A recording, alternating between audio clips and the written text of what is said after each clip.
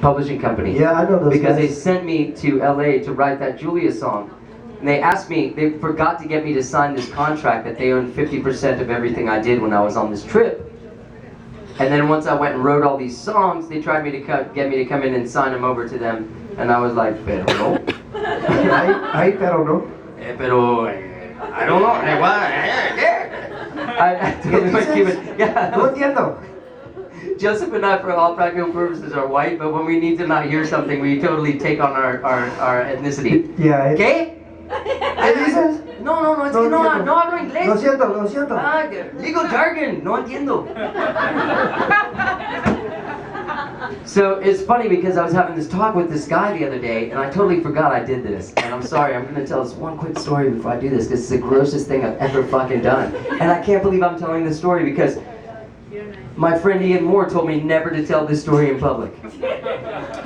So these guys tried to sue us, and this is what happened. In the meeting with our lawyer, I basically said that I would be happier to spend twice as much money as they wanted from us on a lawyer that would stop them from getting that money.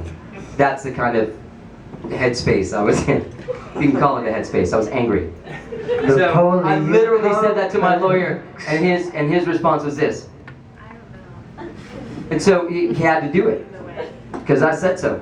And if somebody told me at that point that you're paying somebody, they work for you, and even though he's older and has a law degree and is probably a lot smarter than you can still tell him what to do, even if it's stupid.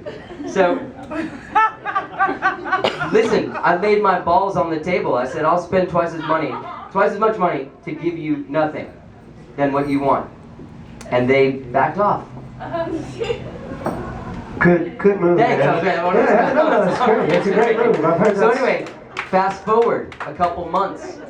I'm at a birthday party. Yeah, by the way, there's more chairs up here if you want to come up. Nice, yeah, in case you want to see this in your face.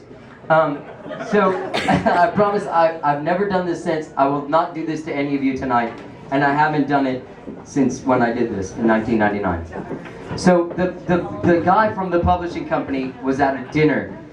At a table over by me, and my friend Einar told me, he said, hey, there's that motherfucker, we should do something to him. And I said, well, first I'll walk up and say hi.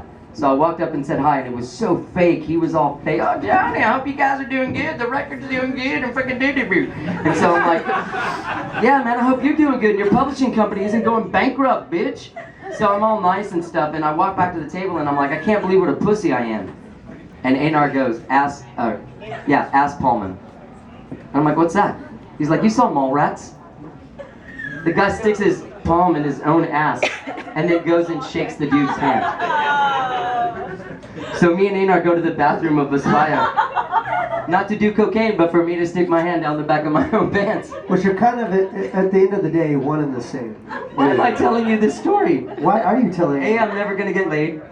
B, no one's going to buy the CDs I brought. See, they're going to be like, all this guy does with his money is rip people off, stick his hand in his ass, and shake it. Ladies and gentlemen, my best friend from Austin, Texas, Johnny Goudie.